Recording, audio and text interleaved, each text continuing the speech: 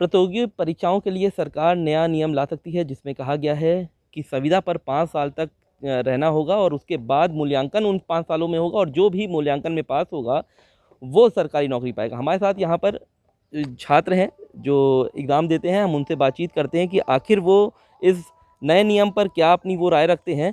हम सबसे पहले आप पास आएंगे जी, क्या नए नियम पर आप क्या राय रखते हैं और क्या कहना चाहते हैं? नहीं जी, मैं इस पे पूर्ण रूप से असहमत हूँ, क्योंकि सरकार जो नया नया नियम जैसे आप देखें कि चला रही है 5 साल संविदा, तो इसमें 6 महीने पे जैसे करप्शन होगा, 6 महीने पे फिर से होगा एग्ज़ाम वगैरह जो भी होगा, तो इसमें करप्शन बढ़ेगा। क्योंकि इसमें जो मतलब देने लायक होंगे, जो करप्शन होगा वो तो देंगे, उसके आगे जो नहीं देने लायक होगा उनके पास भी योग्यता होगी, मगर करप्शन की वजह से वो कहीं ना कहीं नीचे चले जाएंगे। हाँ, करप्शन होगा, इसमें कोई दो राय नहीं है, जाहिर सी बात है। और इस वजह से काफ़ी कुछ नाकामियाँ हैं, जिससे कि हम लोग मतलब सहमत नहीं है। ये नियम नहीं लाना चाहिए। नहीं, बिल्कुल नहीं लाना चाहिए। आप बताइए कि क्या आखिर क्यों असहमत हैं और नहीं है तो क्यों नहीं है? जी, हम सरकार के इस फैसले से बिल्कुल असहमत हैं। हम क्या, सभी जितने भी छात्र प्रतियोगी परीक्षाओं की तैयारी करने वाले हैं वो सभी इस निर्णय से सरकार के असहमत होंगे। इसलिए कि ये लोग हर 6 महीने मूल्यांकन कराएंगे, उसका बेस क्या कुछ पता नहीं है अभी। उसके बाद मूल्यांकन कराएंगे तो जो बड़े अधिकारी है वही मूल्यांकन करेंगे।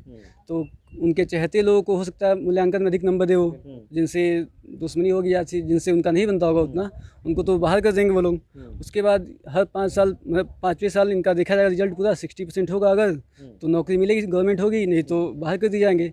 अगर मान लीजिए कि 60% नहीं होता है तो हम क्या करेंगे, बाहर कर दिए जाएंगे। यानी कि उसके बाद तो हमारे पास कोई ऑप्शन नहीं बचता है, हम क्या करेंगे आखिर। जी आप बताइए कि इसमें कितना डिप्रेशन में वो हो जाएंगे जो लोग परीक्षा देंगे और फिर वो 5 साल तक संविदा में काम जी हाँ, देखिए, अगर आज आप हमको कोई नौकरी दे रहे हो, आप संविदा पे रख रहे हो, यानी आप क्लियर नहीं कह रहे हो कि हमको आगे नौकरी हमारी फिक्स है कि नहीं है। आज हम 5 साल आपके लिए नौकरी कर लिए हैं, अब आप तो हमारा भविष्य भी ले लिए हो और वर्तमान जो था आप उस पे अपनी नौकरी करवा लियो। क्या 5 साल बाद हमको आप कोई फिक्स दोगे हमको कि हाँ, आप जो संविदा पे थे उनके बाद आपको ये नौकरी मिलेगी? ऐसा कुछ तो है नहीं। 5 साल बाद हम फिर बेरोजगार हो जाएंगे। आप जिस बेरोजगारी को हटाना चाहते हो, जिस करप्शन को हटाना चाहते हो, आप तो उसका बेस क्लियर कर रहे हो हमारे लिए। क्या आप बेस बना रहे हो हमारे लिए? आज जो बच्चा इस लायक होगा, क्या पता वो गरीब हो।